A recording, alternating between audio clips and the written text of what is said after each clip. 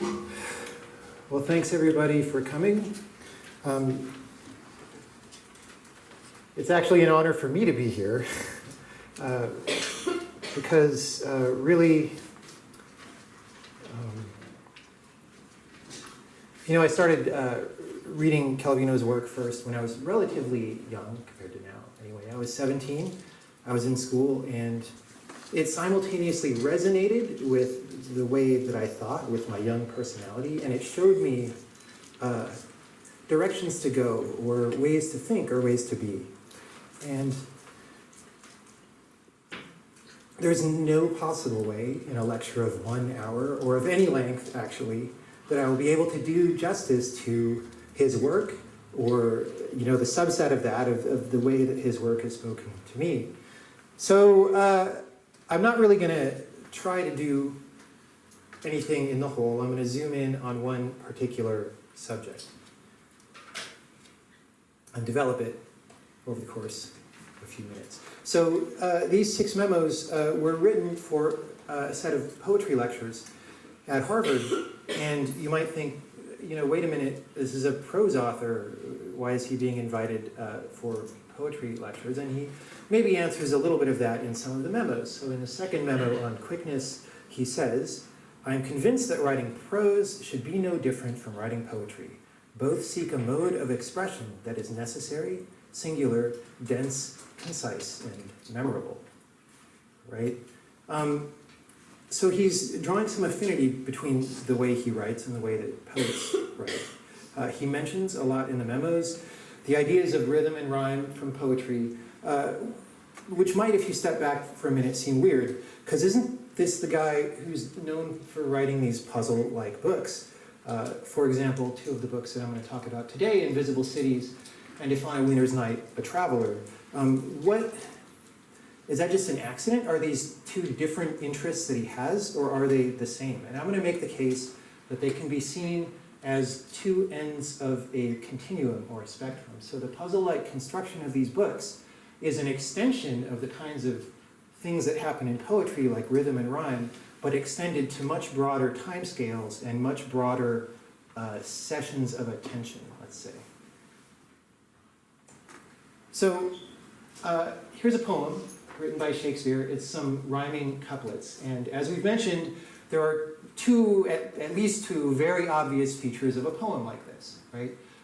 The words at the end rhyme, right? So each couple, each pair of lines has a rhyme at the end, and leading up to that rhyme is the rhythm of the poem, right? It's written in a certain meter, and as you go from line to line, you get used to the meter, you enjoy it, right? You feel that rhythm.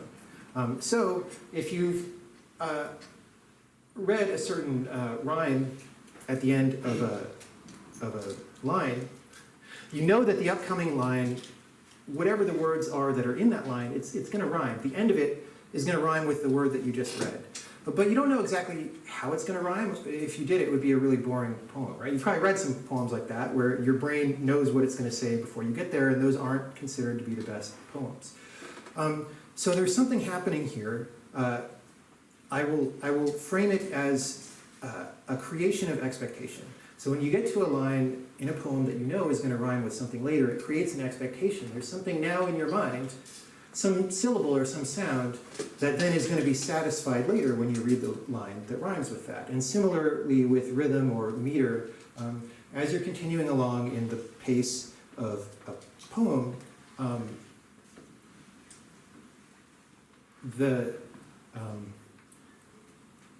there's an expectation that that rhythm will continue, right? That the momentum built up from that rhythm is going to continue. So there's 2 things happening here. There's a consistency of meter, and there's a variation of the specifics of exactly how it rhymes. This kind of idea happens all over the place in arts. For example, in music, in music theory, you can learn all sorts of variants of this idea. The one diagrammed here is this idea of an antecedent-consequent structure, wherein if you're, say, writing a melody, then you intentionally craft a portion of the melody to feel incomplete, or to feel that it requires resolution in some way. and then the consequent comes along and satisfies the expectation generated by the antecedent. And if you want to think of some example of that, then you could think of almost any song in the Western tradition. Jingle Bells, for example, is very definitely constructed that way. In the Quickness essay, Calvino says, just as rhymes help mark the rhythm of poems and songs, events can rhyme in prose narratives. Now, why is that? Why does he say events can rhyme? Well, it's because when an event happens in a story, first of all, it's probably important, or the author would have glossed over it, right? You have some trust that the author is only telling you things that are worth your attention. And the fact that that event is important creates an expectation of a resolution or a consequence or something else that is going to happen due to this event, right? Your attention is brought in and hopefully not wasted. So here, again, he's talking about manipulating story structure. He says, the art that allows Scheherazade to save her own life consists in knowing how to link one story to the other and also how to break off at just the right time. Two operations on the continuity and discontinuity of time. It's a secret of rhythm, of mastering time that we can trace to its origins, to the effect of meter in epic verse, and to the effects in prose narrative that make us want to hear what happens next.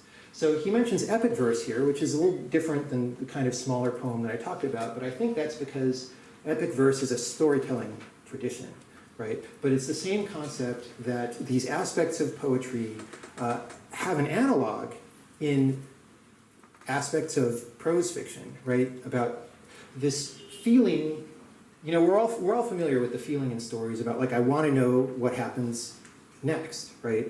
There's a momentum that happens there that is analogous to the kind of momentum that happens in poetry or music. So now that I've made that case, I'm going to jump away from it for a while, apparently away, and we'll come back to it over the course of the talk. By the end, it'll be clear why I said all that stuff. But first I want to talk about Invisible Cities and the puzzle-like construction with which it is made. So what's this book like? What's it like? You sit down, you open the book, and what happens? Well, you see this. It's a table of contents. And it doesn't look quite like most tables of contents that you see. I mean, there's some big chapter numbers, maybe. I guess that's what those are. And then, or section numbers, and then maybe chapter numbers. And they say things like cities in memory, cities in desire, but unlike most chapter titles, they repeat. And if the first one repeats twice, so maybe that's not what they are. Like, I don't know what they are as the reader. And then there's the page numbers, but there's these other numbers over here that go 1, 2, 1, 3, 2, 1, 4. It's weird, right? They're small numbers and they're kind of, bouncing around. They're not totally continuous. But then 2 down here seems much simpler. It goes like, 5, 4, 3, 2, 1. And there's chapter names and they don't repeat all of a sudden, right? And then you keep looking and this 5, 4, 3, 2, 1 non-repeating name pattern continues. And then you get to the end of the table of contents, and it's scrambly again, just like chapter 1, in a way that in fact seems to mirror chapter 1, so you might feel like, there's some kind of structure happening already. But what's going on, right? There's all this 5, 4, 3, 2, 1 stuff in all these chapters. Is that a countdown to some event that happens at the end of the chapter? Am I supposed to read this backwards? Is this a signal that I'm supposed to read it 1, 2, 3, 4, 5? But if that were so, then why are these all scrambled? I can't really do that here. So am I supposed to read all the 1s out of all the chapters and then all the 2s or all the 3s? I don't know. It's just a mystery. And I, as the reader, am not really able to formulate an answer. So what I did, and what probably a lot of people do, is just start reading it the way you would a normal book. But this question is in the air, right? What is going on? If you look a little further at the table of contents, you can see a little bit more of a pattern that's happening, right? Most people probably don't look this closely, but if you do, you can see that between each of these big section numbers, right, in each chapter, one old subject is dropped and a new one is added. So to go from 6 to 7, we say bye-bye to trading cities here, and these 4 stay and move like up a number, and then a new thing, continuous cities, pops in at the bottom. And if you look at that, at the table of contents, it doesn't evidently hold for 1 and 9, the weird ones, but for the rest of them, that's a consistent pattern. And then if you look at 1 and 9, you can sort of feel like maybe they don't just mirror each other, but they fit together. So there was this 5-4-3-2 at the beginning of 9, and there's a lone 1 over here, and like those could fit together to make 5-4-3-2-1, right? And then 5-4-3-2-1, and then 5-4-3-2-1, and 5 and 4-3-2-1. So if you want to look for intelligent construction just in the table of contents before you get to the actual book, right, you'll find plenty of it. Then you get to the actual book, and the first thing that you read is this part of the frame story that sort of outlines the vignettes about the cities, and it signals to you that it's not really the main thing necessarily because it's in italics, right? So it's not the real part of the book, or however you think about that. So you get to the first real part of the book. I mean, it's definitely, I'm not trying to minimize the importance of the passage or anything, but I'm just saying that the fact that it's in italics indicates something. So you get to the non-italics, and all of a sudden it's weird because you decided to read this book in order, and the very first thing it says is, leaving there and proceeding for 3 days toward the east, and you're like, leaving where? What? So maybe I'm reading this wrong, I don't know, right? And this is not a mistake, this is blatant, right? But what are you gonna do, right? Like what is the solution to this problem? How are you gonna not read it wrong? You don't know. And then subtler things start happening. So that was cities in memory, and as we say, these repeat. So the second one is cities in memory, and then there's a cities in desire. Okay, so maybe you read this one, and it's a nice vignette, and you appreciate it, and you move on to this one, which is supposed to be cities in desire, but you're like, wait a minute, didn't I just read about desire? Because this one starts, when a man rides a long time through wild regions, he feels a desire for a city, and then at the bottom, the last sentence is, desires are already memories. So here's one that's linking desire and memory. But it's not actually, I cut it off a little bit, but it's not actually cities in desire, it's cities in memory. So if these are supposed to be strictly categorized, what's all the desire stuff? I don't know, right? And I'll cut to the chase, I still don't completely know. I'm not claiming to completely know, but I kind of have a feeling, right? But the point is, I don't believe that this is a mistake, right? I believe that this is intentional, and I'll tell you why later. You can open to any random chapter in the middle, and literally this was just like I opened to this chapter. This is not cherry-picked. Cities in Eyes 3, which is somewhere in the middle of the book. There's a city called Vasis, or however you pronounce that. And it is a Cities and Eyes chapter, and you learn over the course that these headings do correlate to the subject matter of the chapter, so all the cities and eyes are about looking at things or something to do with eyes. But this one, you start, you read it and you're like, wait, slender stilts? There's a category called thin cities. Why are we slender stilts? And the slender stilts reach way up into the sky. The city is lost above the clouds. Why isn't this in cities in the sky, right? And if you start actually, if you're an attentive reader and you start asking this kind of question, you'll see it all over the place, right? Like I said, this is not cherry-picked. But let's go back to the question of the chapter numbers. This is a visualization that somebody made called Invisible Cities Made Visible. It's in the style of the internet, it's by some user named Monkey Lino from a website called DeviantArt. So I can't attribute it any better than that. But here, this person has just sort of put colored squares where, in each numbered chapter where each of these subjects shows up. And you can see the very regular pattern by looking at it this way, right? Visualization is powerful. These purple blocks at the top that look a little anomalous are the italicized Kublai Khan Marco Polo chapters. Shows some other stuff. I just wanted to show that right now.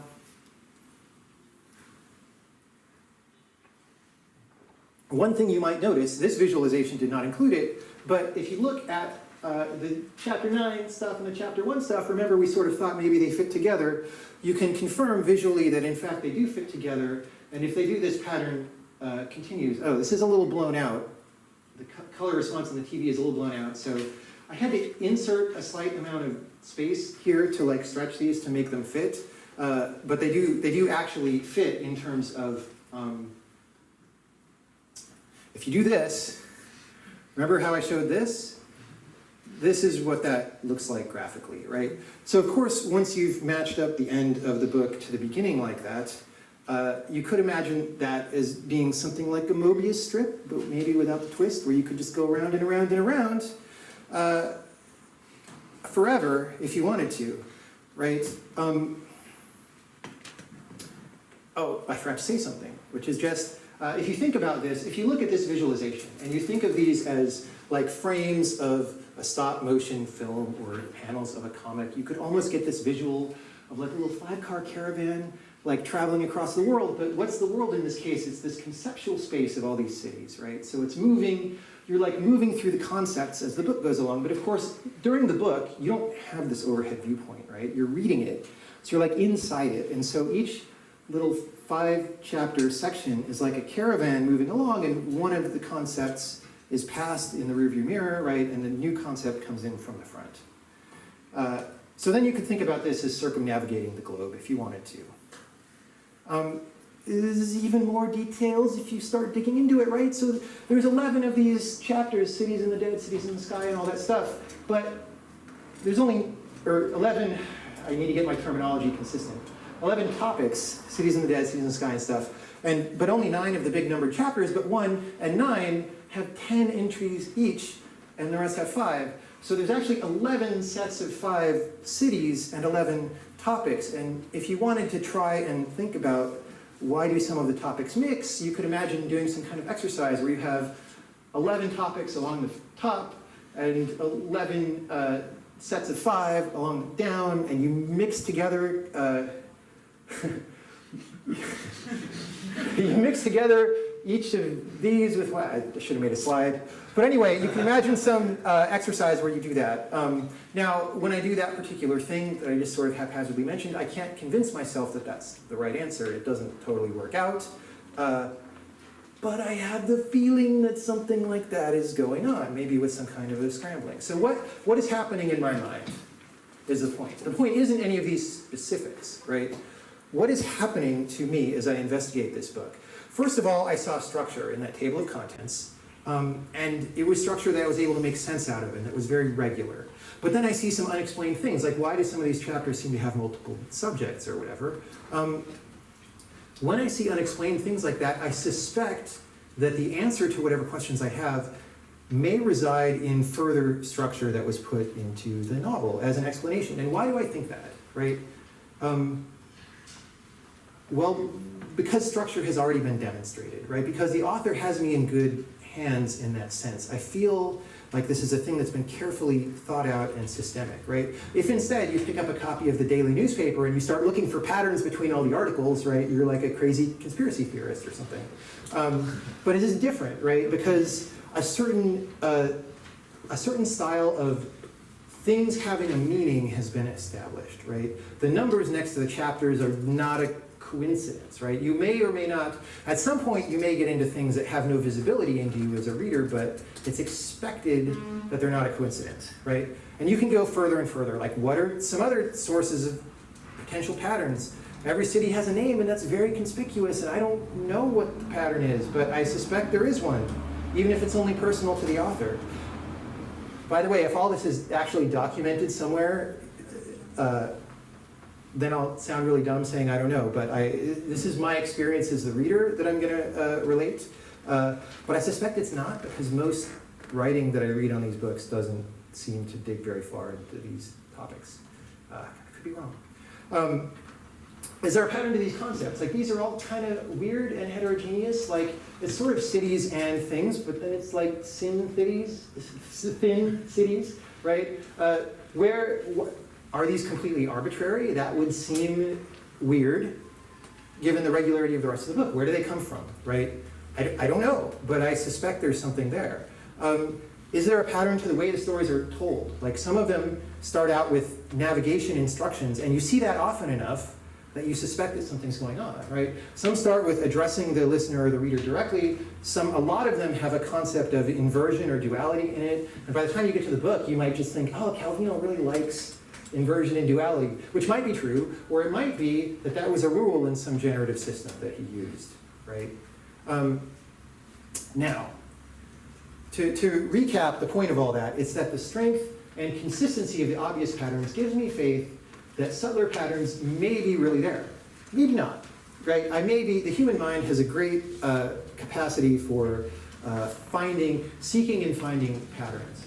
But I have a strong reason to believe that attention in looking for future patterns is warranted.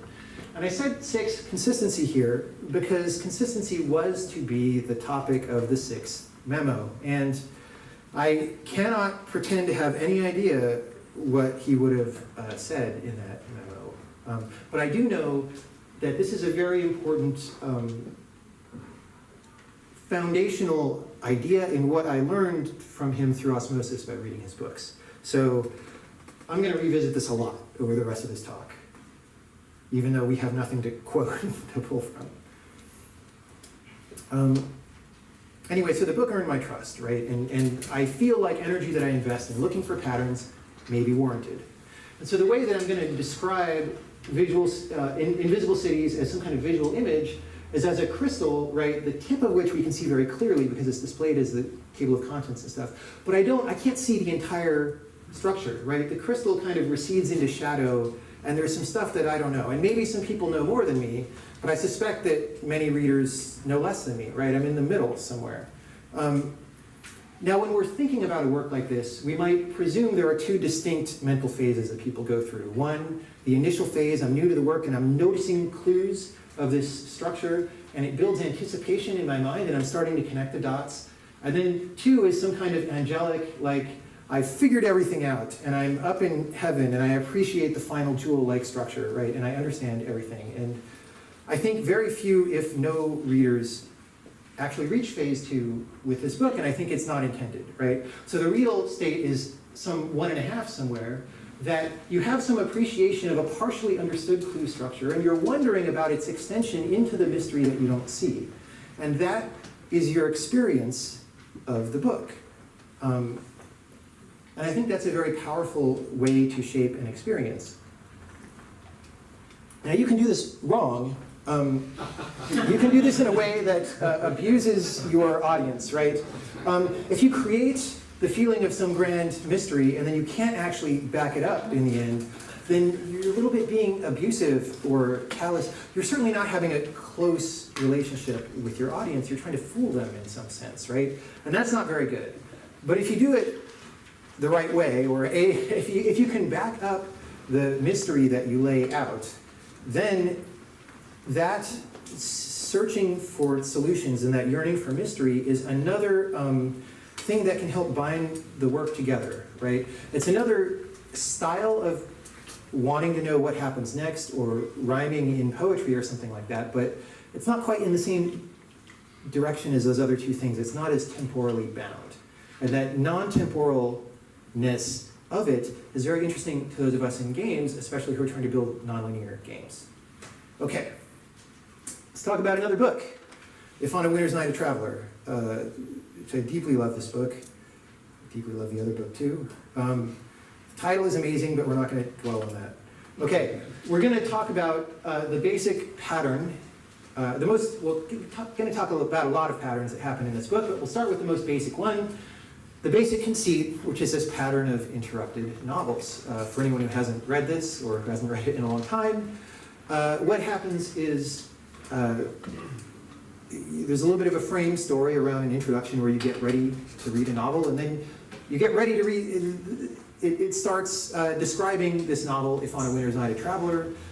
You are identified with the protagonist is you, the reader, and then as soon as you finish the first chapter of the novel, it turns out that the rest of the novel is ruined and you can't read it, and you have to go try and get another copy, and in the process of getting another copy, you actually get tricked, and you end up reading a different novel, and this happens over and over, right? So there's a frame story, there's a chapter of a novel, we go back to a frame story, there's a chapter of another novel, and so on, for 10 fictional novels, right? And all this happens in sequence in the book, a very clearly defined sequence, unlike Invisible Cities. I'm going to draw this, though, as a sort of a main sequence and a background sequence. So I'm going to draw the novels this way, and I'm going to draw the frame story sort of in the background. And why I'm doing that, you'll see later. Anyway, but this is a very prominent pattern that happens. You get into this rhythm, right? You start reading, I'm in chapter of this, by the time it happens, the first thing that may happen is you read the back of the dust jacket and you're spoiled on this whole concept, right? Which, thanks publishers for doing that, right? But assuming that didn't happen, then somewhere around 2 or 3, you get the idea, right? By the time you're about to finish Leaning from a Steep Slope, you're like, okay, something's gonna happen and it's gonna cut off. And especially by the time you're in here, you're well embedded in this pattern. So it's a rhythm, right? It's like a meter. It creates expectations of regularity. And those expectations are never violated, right? Through the whole book, they're there. It's consistent, right? There are other patterns. There's a pattern of the titles, which is very closely related to this one, where the title of each book strings together to make a very long run-on sentence at the end in something that's a little bit of a, maybe a little bit of a surprise or not, depending on your experience of reading the book. I already sort of mentioned this, but I didn't say the important part. So, very close to this pattern of the interruption of novels, but, well, we'll call it the same one. I was going to say it's close but distinct, but we'll call it the same one. But the interesting thing about this pattern of interruption of novels is not just that there's a regularity, but there are variations, right? And this is what makes it, this is what makes us really enjoy reading it, or a funny story or something, which is, so you get around here and you know that this is going to happen again and again, but Calvino needs to come up with reasons why it happens, right? He has to have an excuse for why you can't read the rest of this novel and why you can't read the rest of this one. And so not only do you have an expectation that you're going to be cut off, but you're wondering, I wonder how I'm going to be cut off this time, right? I wonder what the next thing is going to be. And as you start reading the frame story, you're like, oh, that was a funny one, or whatever, right? Exactly in the way, if you have a poem, you know what syllable it's going to rhyme with, but you don't know how yet, right? It's the same kind of expectation. So how will the novel be interrupted this time is a pattern of expectation and satisfaction that happens over the course of this book. There's a pattern of Ludmila's introductions, which is slightly more subtle, but not really. I think basically everyone who reads this book notices this, where there's a very prominent character in the book who is present throughout the frame story, and, well, except for the very first one, where you haven't met her yet, but she has seemingly magical properties. So, for example, she'll express what kind of book that she wants to read, and then somehow either that calls into being or in some way is magically related to whatever the next book happens to be, because it satisfies what she's interested in. In the beginning of the book, these are relatively straightforward. Like, she says something like, the book I would like to read now is a novel in which you sense the story arriving like still vague thunder, the historical story along with the individual story, and so on, right? But a funny thing happens, okay? You set up this pattern just like all the other patterns, and as the reader, you're expecting it, and frankly, I personally enjoyed this very much because I like her character, and I always look forward to this paragraph. I like it, and then something happens where the book sort of forcibly separates the protagonist and Ludmila, so she's not even really in the story anymore. She is a very important character, but she becomes magically pervasively in the background rather than being a foreground character that's with the narrator, right? And in your mind, this presents a problem, like how's she going to do this anymore? How's she going to satisfy this pattern that's been set up? And it just gets funnier and funnier, I think, or interestinger and interestinger, because you have this expectation that this will happen, and it keeps happening, but it keeps happening in through variations that have to stretch to make it happen. So, for example, there's a character called Corinna who is not stated to be exactly the same as Ludmila's sister, who you were introduced with earlier, but is in some way or another, right? Both characters, I don't know, I'm not a fiction person at heart, but both characters have taken on by this point some kind of magical larger-than-life existence, we'll say. And so it's not too surprising that her sister might be some chimeric being, right? That, whatever, I won't. Anyway, the protagonist is trying to pin down the identity of this person and asks, hey, do you have a sister? And she says, yes, I do have a sister. My sister says she loves novels where you feel an elemental strength, primordial telluric. That's exactly what she says, telluric. And it's very funny, right? And it's just a wonderful thing that he starts doing about completing this sequence in which it's almost like, you know, you're watching circus acts or something, and they start doing things that are very impressive, right? And the impressiveness of it, you know, the fact that the guy's doing a flip is part of what makes it enjoyable, right? The fact that these variations start doing flips or whatever is part of what makes them enjoyable. A little later, you know, the protagonist has a dream, and you know, she shows up in the dream, and so forth. Just to give another example. Okay. So I've been beating this into the ground, but I'll once again say, because of consistency in these patterns that we see, we have expectations, and we enjoy seeing the variations in how the expectations play out. Now,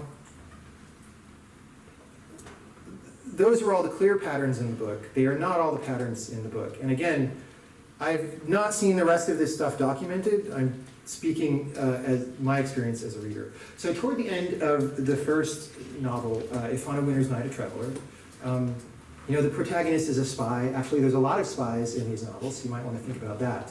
But the protagonist of this first one is a spy of some kind. He's supposed to make contact, and the police chief comes to him and meets him and says, they've killed Jan, clear out. And you're like, okay, cool, it's a dramatic thing, fine.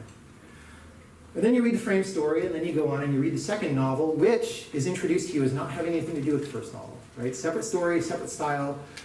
You start reading it, and it says every moment you discover there's a new character, and you don't know how many people there are in this immense kitchen of ours, et cetera, because different names can belong to the same character, indicated according to the circumstances, by baptismal name, nickname, surname, or patronymic, and even by appellations such as Jan's widow or the apprentice from the corn shop. Right? And as soon as an attentive reader, as soon as they read this, is going to be like, wait a second, Jan is from the other book, I think, and maybe I misremembered the name, and you flip back and you're like, nope, that's Jan who died, and now we're talking about Jan's widow in a different, and then you read through the rest of this book and you're like, are they related in some way? And it's like, no, totally different setting, totally different characters, but there's like a link there. So, because of the consistency of all these other patterns, a certain kind of reader could go into a pattern hunting mode. And when you do that, you will find things. I do not have notes from last time I read the book, but over the past couple days, I went back and reviewed the book to find as much of this pattern as I could. And I'll tell you how it goes, because it's really funny, and the way that this goes is a little bit central to how I design video games now. Even though I haven't even found the whole pattern, right? That's how cool this is. All right, so we start out, and so I've got what the connections are between the chapters in these boxes, and I've got question marks where I didn't find it this time. I don't know if I found it before or not. I don't know if there is one. We'll get to that in a bit. So the connection between the first chapter and the second one is Jan, not only Jan, but the fact that there's a guy named Jan who died, right?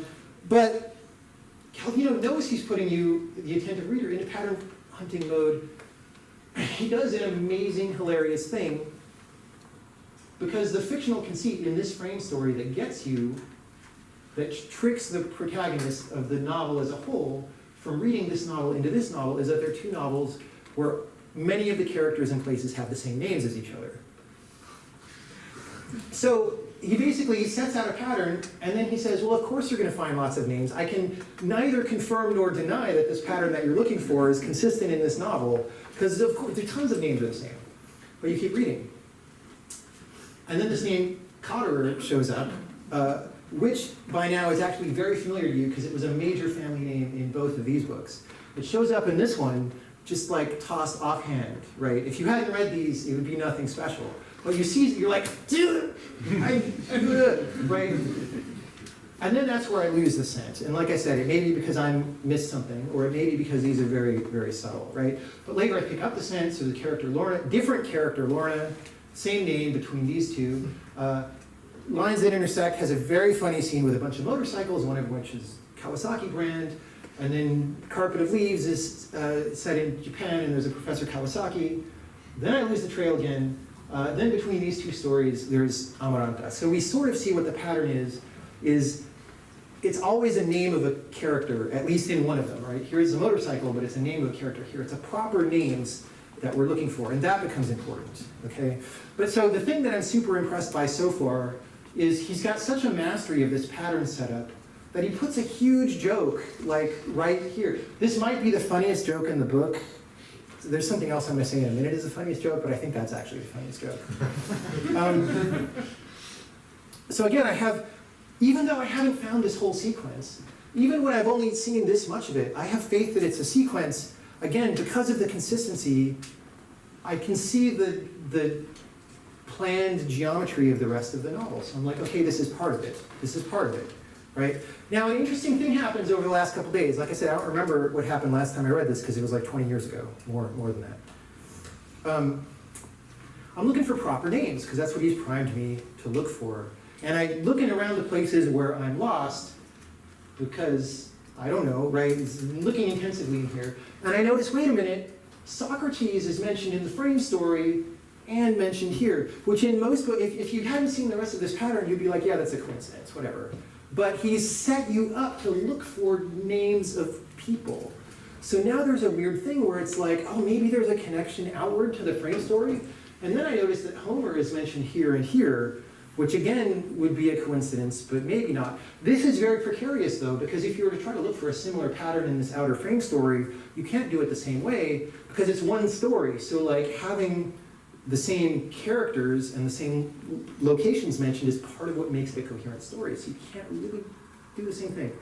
But there's a suspicion here built that something is going on, and maybe that's why I can't find things here. Maybe the nature of this jump to the outer story and something very subtle out there, maybe how that connects to the inner thing is explanatory of why I can't find those. I don't know. Then I look down here at this other one that I can't find. And again, we see something that would be very easily described as a coincidence or a non-pattern most of the time, but now I'm not sure about. And I'm not saying this is the connection. But I'm saying I notice it, and I don't think it's a mistake that I notice it, right? So Carpet of Leaves is a story about a young man doing sense explorations, and it's also keyed around nature. And there's a lot of descriptions of trees like ginkgo and maple and water lily. And we'll call it the second funniest joke in the whole book. Centers around the Caucasian elm and evil translators, by the way. It's a wonderful joke. Okay, so the next story, Empty Grave, has quite conspicuously all these characters named after the Spanish words for different trees and plants. And this is not something that you see elsewhere, right? So it's not like in all the chapters the names are meaningful in some way that I can find. But in this one that comes right after this one, which by the way is also named after plants, there is this vague connection, and it goes in this place where I couldn't find, maybe because I'm stupid or maybe because it doesn't exist, I couldn't find a more specific connection about names, but this is about names, right? So maybe the pattern is disappearing into something more subtle and appearing. I don't know, and to this day I don't know, right? And then there's some more subtle things that you might notice. For purposes of brevity, we're going to skip that. And this is not to say that I'm claiming that all patterns in this book or any book are meant to be found by the reader. So for example, there's an essay called How I Wrote One of My Books, in which Calvino outlines the construction of this book, and he talks about it via this process of semiotic squares, which is not really something that I'm that familiar with, but he uses it to generate relationships and actions between characters and objects. And the basic structure is that it starts at just one relationship and goes to 2, 3, 4 toward the middle of the book, and then it comes back down to 1 toward the end. And I certainly had no idea about that construction when reading the book, and I don't think it's really intended that anybody ever would. Like, how would you, right? But I think the structure is meant to be felt a little bit, and I did feel it in the sense of I felt like the book, got more harried and complex toward the middle and simpler toward the end. The last chapter is super short, right? Anyway, so if I'm going to describe these two books relative to each other, Invisible Cities, I described like a crystal. Winter's Night, I don't feel is crystalline. It's more about sequences, and it's more about playing with sequences, enjoying the variations, and in the case of this one, screwing around so much that sometimes we break the sequence, or make it so hard to find that I didn't find it in the time that I spent trying to prepare for this talk. So this is what I'm going to call a pattern break. Like both, this is a kind of a break, and this is a kind of a break. And this is central to what I do in games now. And we'll talk more about that. Because we're going to talk about games now. So first is Braid, which is a game I worked on from 2004 to 8. And it was inspired very directly by Invisible Cities. The Winter's Night is in there as well. And a book called Einstein's Dreams, which was written by a physicist from MIT named Alan Lightman, which is very, very obviously inspired by Invisible Cities in structure, but also by some other stuff like cosmic comics and whatnot. So the premise of Einstein's Dreams is that it's about Albert Einstein while he's working as a patent clerk, but he's troubled by, why can't we resolve the scientific measurements of light? Like, what's the explanation for how light could behave and therefore how the universe really works, because light is so fundamental? He's basically trying to figure out the theory of relativity, right? And, the excuse for the vignettes is that he goes to sleep at night and has these dreams of the universe working different ways, and those are analogous to the cities in Invisible Cities. Okay. I got excited by this sequence, and I was like, I'm in games, which is different from books, but this is sort of, two things sort of starts a sequence. So how would I do something in this tradition? If I like both of these books, how do I continue that into games? And my initial idea was to do something that was about physics, but in a game world, because the thing about fiction is you can only write about the worlds and tell people about it. But in games, there's two things. One is you actually make the world work so people can experience it. But the blessing and the curse about that, the curse is you have to actually make it work, which is hard. But it's exciting because you have a very hard problem to work on that's exciting. So my initial idea was to make a game that was about quantum mechanics, like the weird things that happen at the quantum scale that don't seem to make sense. But I was going to blow them up in a sort of cosmic comics-like way. I was going to blow them up to the scale of regular people and just see what happens. What game systems could I build, and that kind of thing. And what actually happened was, I started thinking about the arrow of time being bidirectional and implemented a rewind system, kind of like how you could rewind things on a VCR. And I very quickly saw that that was enough to make a whole game.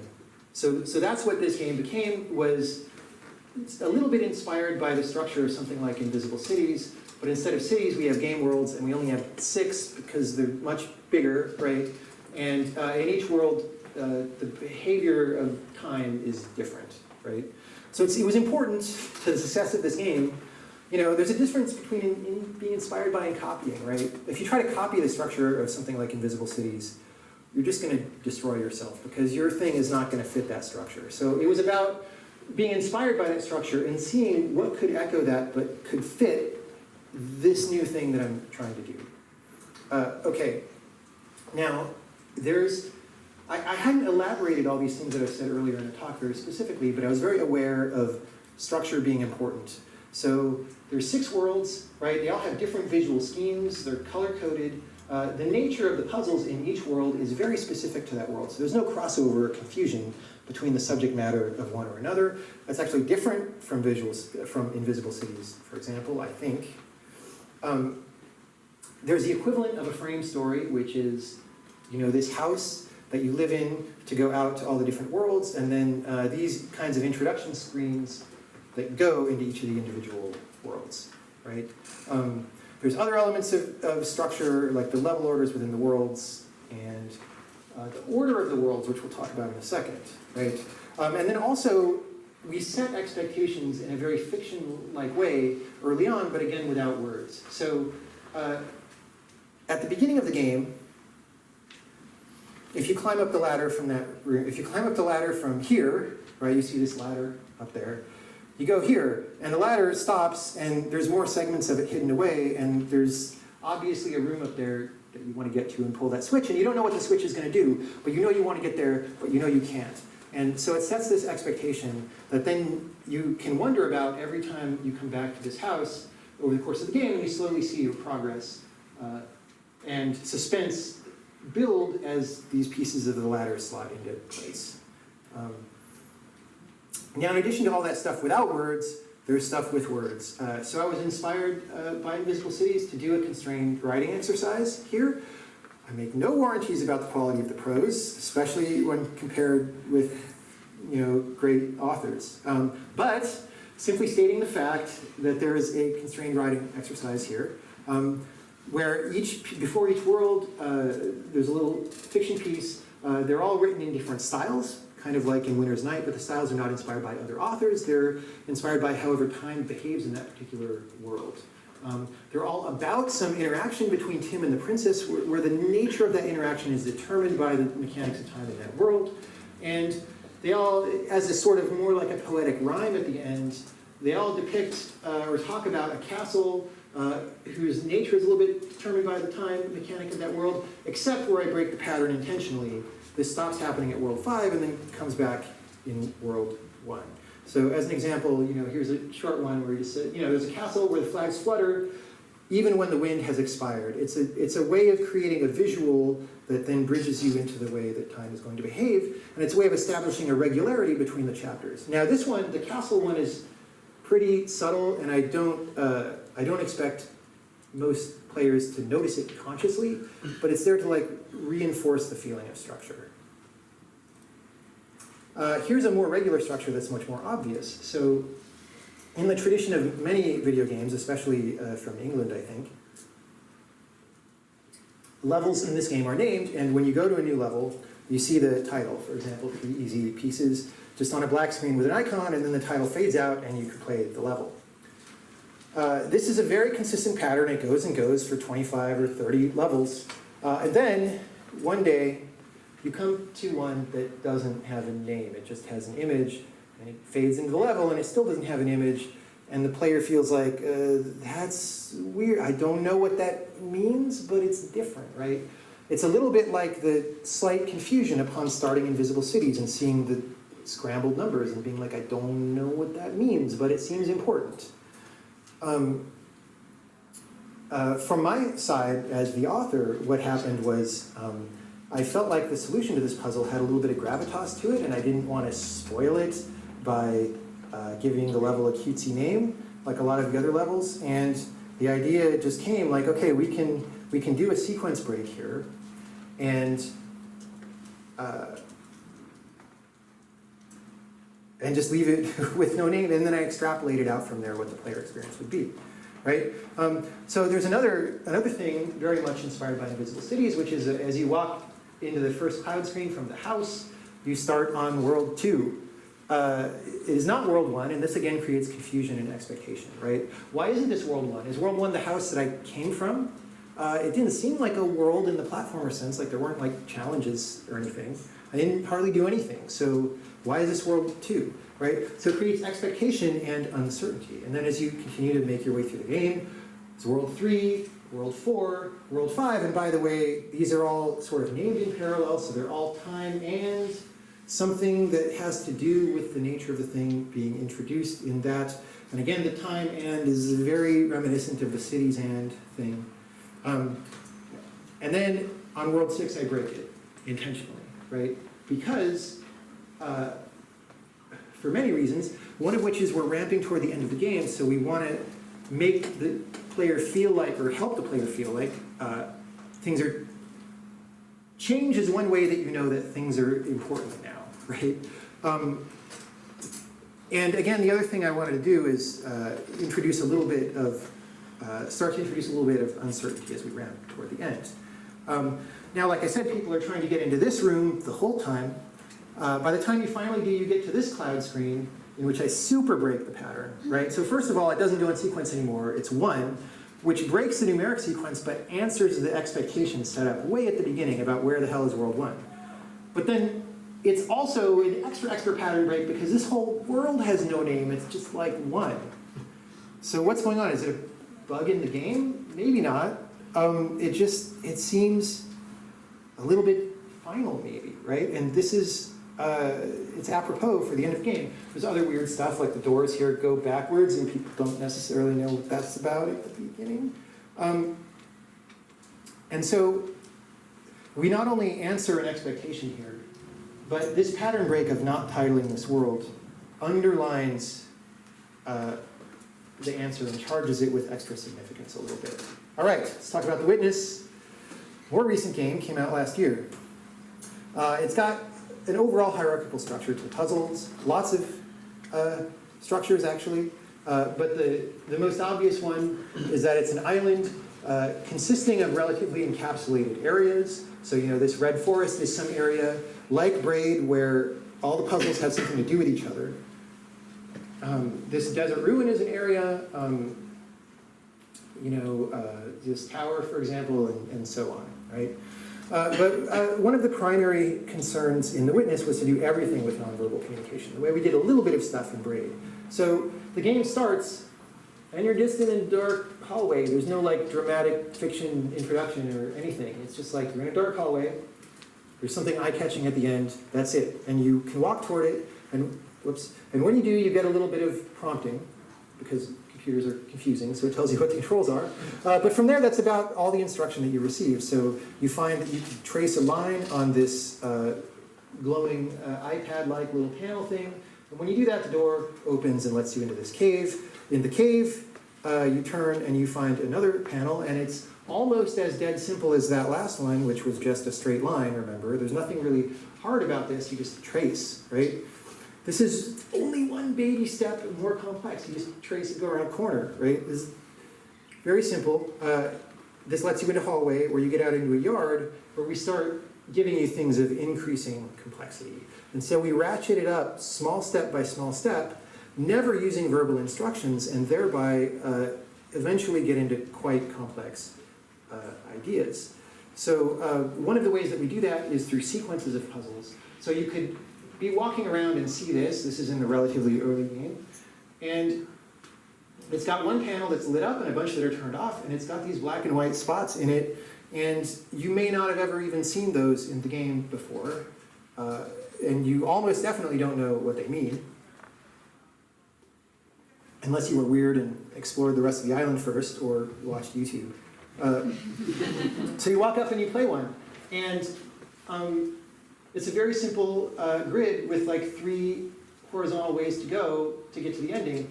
And the most natural and simple one is to go in the middle. And as you learned in the tutorial yard, that's the one that's right. And so it turns on the next panel. And that's it for that panel. The next panel is basically the same thing, but with a slight complication. You start in the corners, and that means that the thing that you have to draw to solve this is more like a zigzaggy thing, but it's still just as simple. And most people get that right away. Then we start building the concept, right? So, oh, by the way, there can be more than one black spot. What do you do? And eventually, we end up doing something that's like a nonverbal paragraph made out of nonverbal sentences, right? And you had to wrestle with the sentences to solve each puzzle, and you probably had to have at least a fairly good understanding of what each idea is in order to solve it. Otherwise, you would have just been stuck. So if I want to cover very quickly what this is, there is such a thing as black and white spots, and you maybe have to put your line between them. The line can be a little more complicated as necessary. There can be more than one black spot. Oh, they can be arranged in 2 dimensions instead of 1. Well, there can also be more than one white spot, and they could be arranged in more complex groups. The orientation that you wind around that group with your line might have to be different depending on where you're trying to get to. Oh, there could also be disjoint groups of white spots, or at least a lone guy, and there can also be blank squares with no spots in them. What do you do, right? And then the way that you wind around the set of those 2 things may be a little bit surprising depending on where you need to go. And then the last one here is a pattern break. And interestingly, I think, so it's very important in a game like this. Video games are very frustrating and hard for people to play in the first place. So if you choose to break a pattern, you have to be very careful about what you break. You don't want to undermine people's fundamental confidence in the game, right? Because you want the confidence that is born of consistency. And so, because this is a puzzle that people encounter early, the pattern break is not a break in the consistency of concepts. It's not a break in the way you interact with anything. Instead, it's a break of a pattern that I try to convince the player to have, and usually works, which is this little group down here that people are focusing on becomes this little T shape, and it stays the same, and I encourage people to think of that as its own thing and to be separate from this. This last one is like, oh gotcha, it could be the same group, and you can't solve it otherwise unless you start thinking of this differently than you thought of that, right? So to speak for a moment about we're not going to go into any more of these, but just to state what the structures are that crisscross the game in different ways, right? It's designed for an attention arc, right? Where you start looking at these puzzles that are self-contained, like the black and white spots, and then you start doing puzzles that are not so self-contained. We'll have an example of that in a bit. And then toward the end of the game, you need some kind of field awareness where you're paying attention to everything and wondering what the significance of everything is. There's a strict individual topic per area, as I mentioned, but the game's also stratified by the feedback level of the things that you're being asked to do. So there's one level of this strata, there's one stratum, that is obvious puzzles like those square panels like we saw.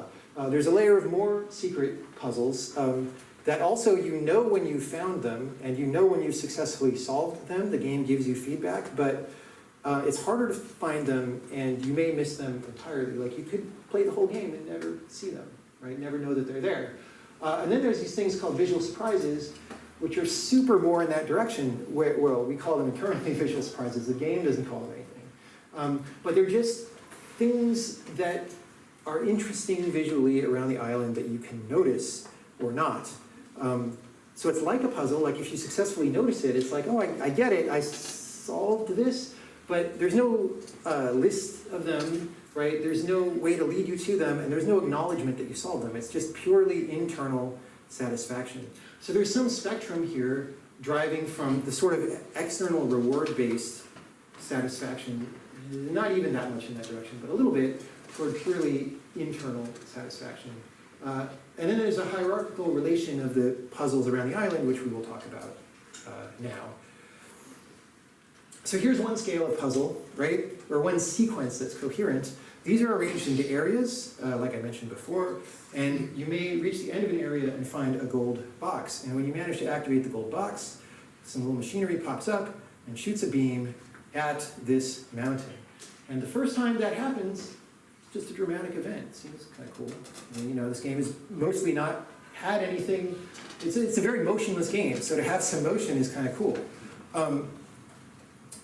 But you know, in Winter's Night, the first time Ludmila introduces a new chapter that is also not yet a pattern. It's just a cute paragraph. Like, oh, that's nice. She's talking about what she would like to read, right? You don't know it's a pattern until maybe when you read the second one, and that's a suggestion. Like, oh, maybe this is going to keep happening, right? The third time she does it, you're like, oh yeah, I know for sure what's going on, right? And then you've definitely built that expectation that this will continue, right? So the same thing here. That may have been the first gold box that you saw, but now you might not have even noticed them as you were walking around, but now you'll notice them. Hey, there's one at the top of that tower, and at the top of that other tower, and peeking out from the bushes. I recognize those now, and I know that I'm trying to get them, even though the game's never said, try to get to the gold box. And then the second time I manage to get to one and turn it on, another beam happens. And not only does another beam happen, but it points at the same place, right? So the second time is a strong suggestion that this is a pattern. The third time is straight up confirmation. All these beams are going to point at the mountain. And then maybe if one doesn't, that's a surprise. And then especially by the time you get to around 5 or something, as in this picture, you know the rhythm is established, right? Just like the rhythm of a poem is established, the rhythm of how you're supposed to play this game and what you're trying to do is established. Now this is at a much, much longer attention scale than in something like a poem, right? It might be a couple of hours between when you turn on any two of these lasers, right? To turn on these 5 might be 10 or 15 hours of gameplay. But one of the things I learned from Invisible Cities and if on a winter's night a traveler, is that these structures of I want to know what happens next can happen at many different scales, right? And so what I was doing here was trying to stretch it out at a very, very long scale, and it works. Now, you can, not only does this tell you what you want to do, but it imbues this kind of mountain, with more importance than it might otherwise have. It sort of seems important because it's up high and you see it all the time, but it's extra important because all these beams think it's really important, right? That tells you something. And then you go up there and you're like, oh, there's another gold box. I know what those are. And there's 5 doors open, which corresponds to the number of beams that I have going. And if I'm not completely sure that those numbers are the same, I can activate another beam and see if this one opens. And I feel like, oh, well, that's 5 out of 7. So when I open 7, probably I can trace this thing that looks very recognizable because it's the thing that I saw at the start of the game, but turns sideways.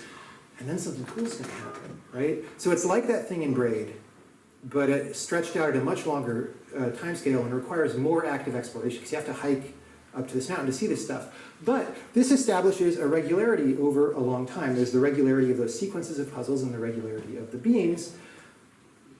And that consistency, just like I was talking about my reading experience of Invisible Cities and Winter's Night, that consistency can lead you to think about other things that you saw. So for example, man, I was playing this game and I saw these ominous black obelisks around and they seem important.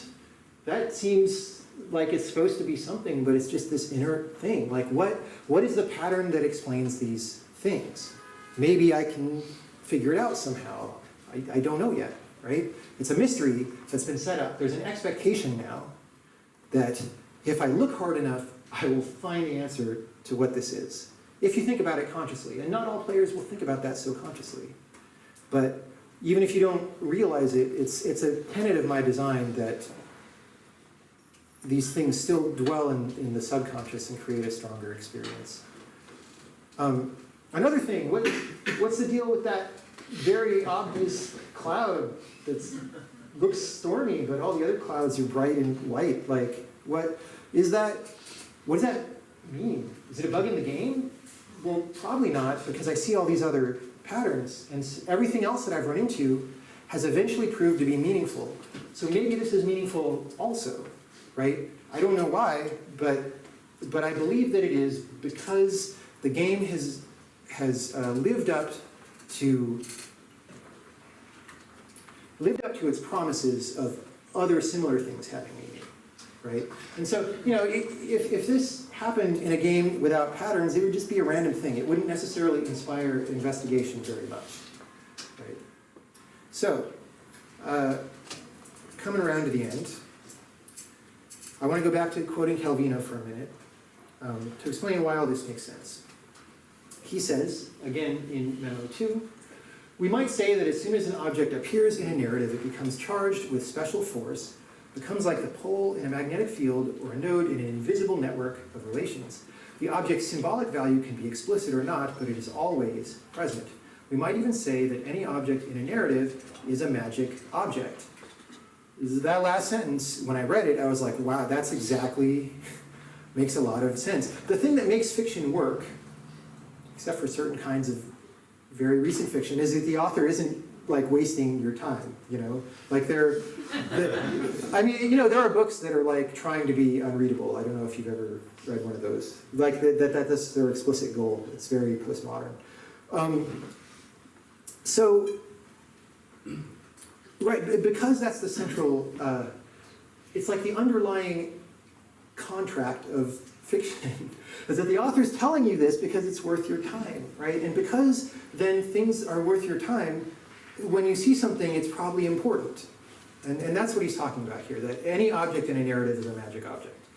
And so that's what this cloud is, right? It's a magic object. You see it, and it takes your attention and makes a promise that this will be resolved in a way that makes sense, right? Same with these black obelisks, right? They're magic objects in that sense. So then the last thing to maybe say about this, well, 2 things. So the Witness is a pretty big game, and it has 600 or 700, like what I'll call for now puzzle units, where a lot of them are like those little puzzle panels, but not all of them. And each one of those has its own idea, and those ideas can form sequences like the one I showed with the black and white spots.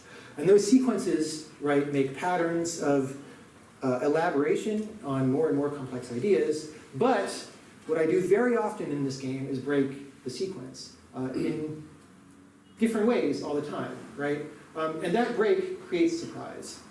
Even before the sequence is broken, or if you don't get to the sequence break because it's too hard or something, you still have this enjoyment of the sequence that you can have in music or poetry of variations, right? I don't know how it's going to rhyme, but I know that it will. And then I enjoy seeing how it's going to rhyme. I don't know how Ludmila is going to manage to be there to introduce this next chapter, but I know that she will, and so I enjoy seeing how it happens. Here's an example of another sequence break that I'm just going to explain. Total spoiler, but hopefully people have played. There's a sequence of puzzles in which there's not information on the tree or on the panel to give you the answer, but there's like some trees in the background and the environment around you that somehow give you the answer, and they do it by the position of this apple being key. And so you go through these variations of, the tree having different aspects, or you have to see it in a slightly different way every time. But the apple is always there telling you the answer, and your goal is look for the apple, figure out how that corresponds to this puzzle panel, and then I've solved it. And then there's 4 trees or 5 like that. I think there were 5, and then I cut it, so it's probably 4. But whatever it is, the last tree in the sequence breaks the sequence because there's no apple. So like the thing that you've been focusing on, this very red, shiny, attention-grabbing object that you've been focusing on is gone, right? But the answer to the puzzle is consistent with some things that were in the earlier puzzles that you probably didn't notice, right? But sequence breaks are delicate, right? So when you break a sequence like that, or break a pattern, you must not violate the player's trust. And one way you can do that is just by not being cheap, right? Use your subjective guidance. But there's something also in the memos that strikes me as really relevant. And this is actually Calvino talking about the writing process. He's talking about Mercury's time and Vulcan's time. And he says, to paraphrase, his process involves a really long time of apparently not being very productive. But then at the end, there can be a flash of insight that immediately takes on the finality of that which was inevitable, right? And this kind of epiphany in the memos is part of what makes this working schedule what it is. But part of my MO in making games now is something like this, having this kind of experience as an author, and then illustrating that experience for the players so that they have a similar experience, right? So they can feel this little miniature kind of epiphany. And then, because the epiphanies in this game are about things that occur in the real world, like structure of things like trees or light and shadow and colors, then you can think about those epiphanies or be reminded of them as you walk around in the real world, and maybe they can rub off a little bit on the flavor of the way that you see the real world. Now the last thing to say is that with 600 plus little sentences, you can make a lot of patterns, and that means you can break a lot of patterns in surprising ways. And you can do so many, right? The Witness is such a big game that if you play the whole thing, you come upon a second order consistency, right? The first order consistency is the regularity of these puzzles and the structure of the laser beams and all that. The second order consistency is that you experience so many of these sequence breaks or surprises that comes to define the feel of the game. And it's why it feels different from many other puzzle games, right? So just like in a poem, the player expects to be surprised, but doesn't know how he's going to be surprised. That's it. We've gone on too long. I will say one other topic. Like I said, I never can do justice to how much influence Calvino's work has had on the way I think and behave now. One completely other topic that I was going to talk about had to do with the non-existent night and discovery of the birds, which is a short story in Cosmic Comics, and using a metaphor to set up a transcendent leap. which I think is very important. It's probably more important than what I talked about today even, but I couldn't do it, and I especially couldn't do both. I'm going to record this at home at some point and put it up on YouTube. And that's it. So thank you for your time.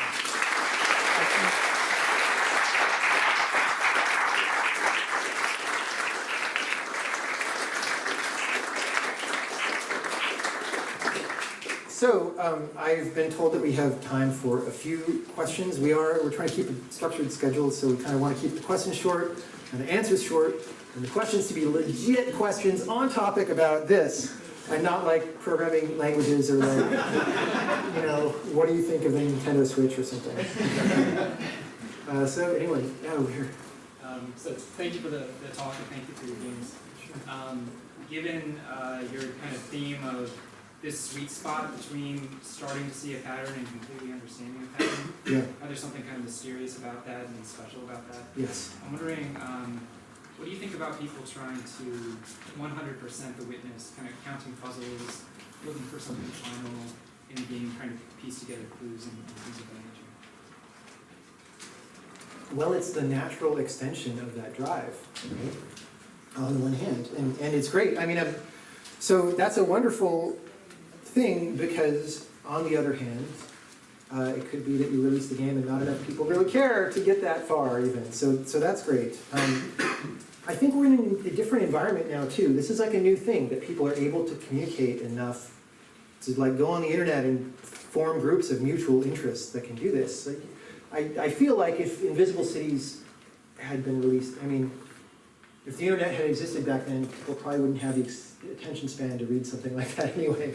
But if you can make that mental association, I feel like it's that kind of thing also, where, you know, I think most people who read Invisible Cities probably don't go that far into trying to like decrypt it.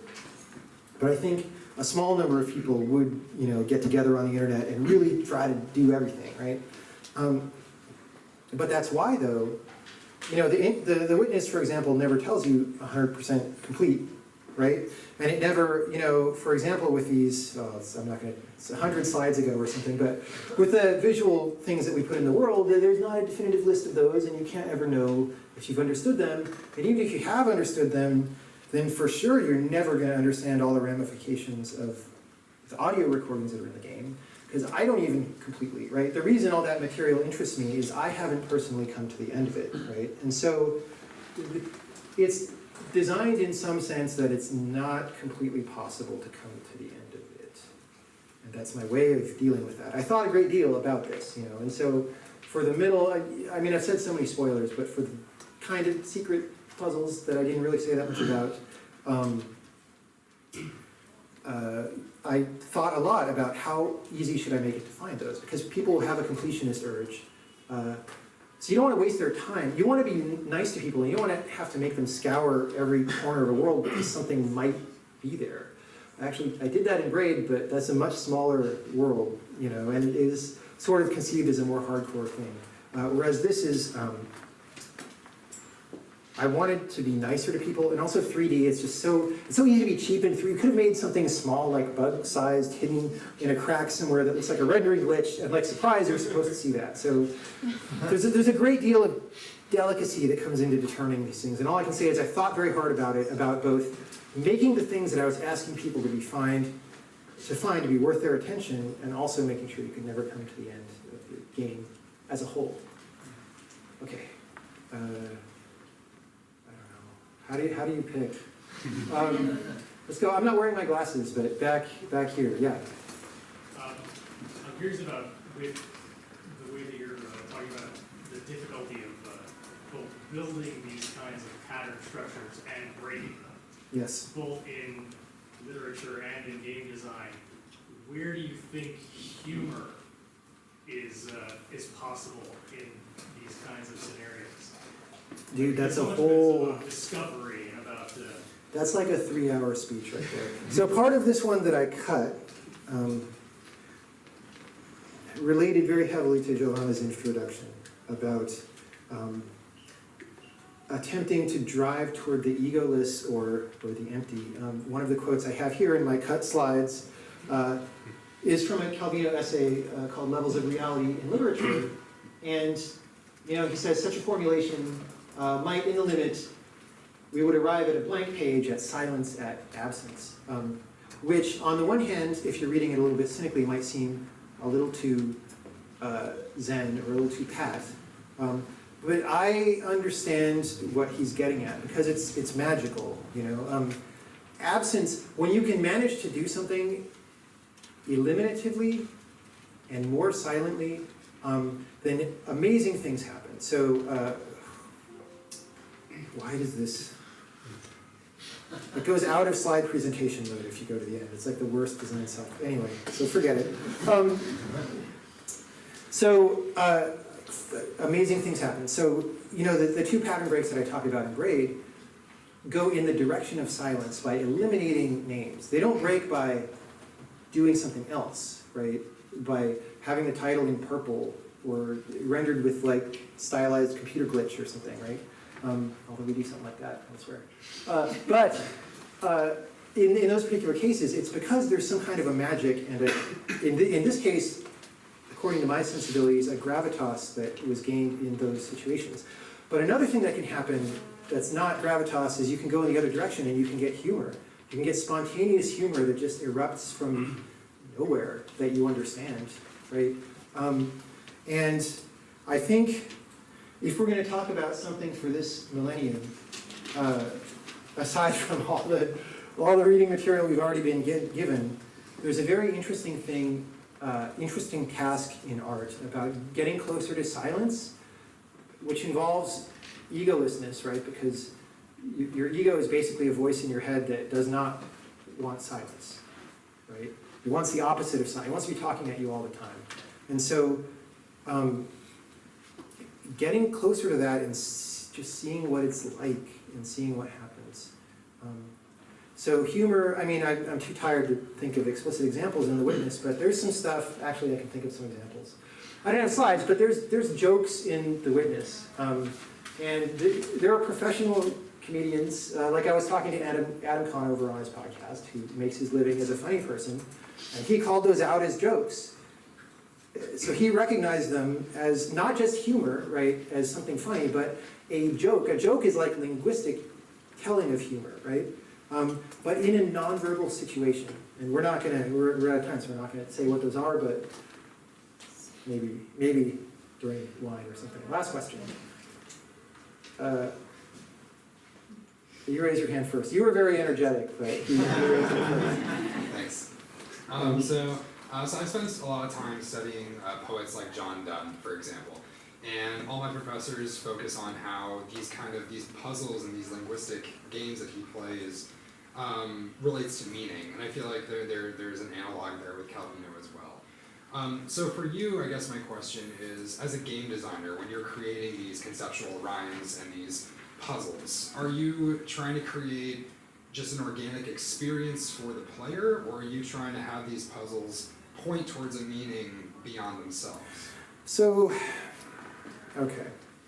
When I was in high school or something, right, I had this picture that is probably encouraged or not discouraged by traditional American school. I don't know how it is now, but because I'm old. But I had this picture that like the meaningful stuff in fiction was like secret messages that the author put in that you're supposed to decode, which is ironic because that's what I talked about today. But so how am I going to make this point coherently? Okay.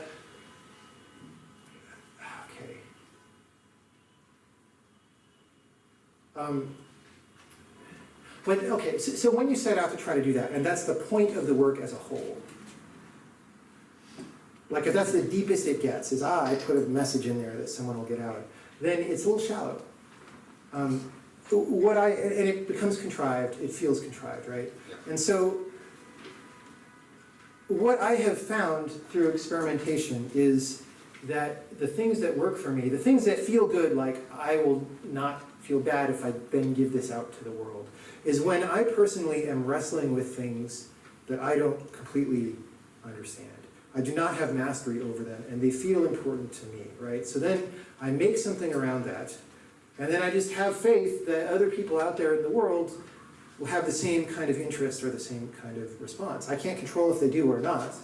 And I'm a pretty weird person, so there's a priori not that much of a reason to believe that other people have the same interest, but apparently enough do, right? And so that is how I source what my games are about. They have to be, I have to not completely understand what they're about, but not in like an arbitrary way, like, oh, I don't know, right? It's like I've wrestled with this, and it's really interesting, and I see a lot of it, but it goes somewhere that I don't totally see. Then I know it's worth spending years of my life. I spent 8 years on The Witness, or 6.5 on the bulk of it, right? Like, that's a long time. To want to do something like that, you have to really care. So, yeah. All right, if anyone wants to talk more, I'll be around at the drinks and stuff. Thank you for inviting me. It has